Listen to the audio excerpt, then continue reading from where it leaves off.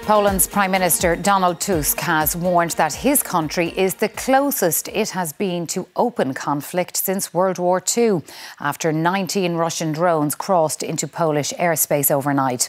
Moscow denied responsibility for the incident and accused Warsaw of spreading myths. An unprecedented act of aggression. This is how Poland described the overnight incursion into its territory by Russian drones. Fighter jets and air defence systems were deployed to intercept the drones, marking the first time a NATO member has opened fire during Russia's war in Ukraine. Poland reported at least 19 violations of its airspace between midnight and 7 a.m, with drone debris found as far inland as the central Łódź region.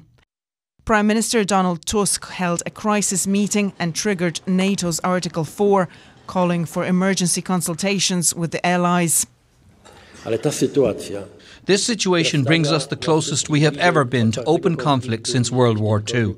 Poland today has a political enemy which does not conceal its hostile intentions. Warsaw said many of the incursions originated from the territory of Belarus. The Defence Ministry there claimed the drones lost track due to electronic jamming, while Russia's Defence Ministry said it had no plans of hitting any targets in Poland. Deliberate or not, the violation was reckless, NATO's chief said. A full assessment of the incident is ongoing. What is clear is that the violation last night is not an isolated incident. Poland's allies vowed support. I've asked our UK armed forces to look at options to bolster NATO's air defence over Poland. Tomorrow night, Poland will close its border with Belarus when Minsk begins large-scale military drills jointly with Russia. Thousands of troops are expected to mass along NATO's eastern borders, a grim echo of how the invasion of Ukraine began. Tanya Royd, RT News. Well, let's go to Warsaw now, where our Eastern Europe reporter Liam Nolan is standing by. Liam, what's the feeling there today about what happened overnight and about what it all means for Poland?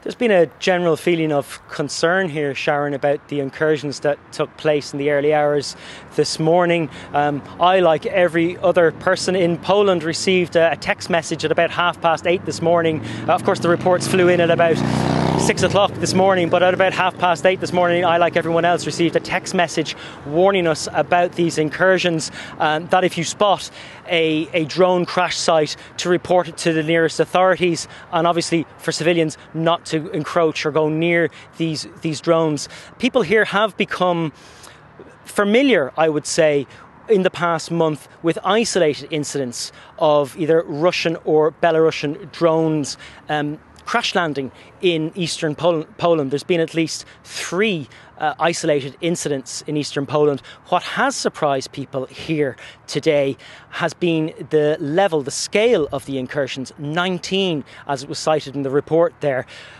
Donald Tusk has said that that was a provocation, and the Polish army has said that was a provocation against Poland.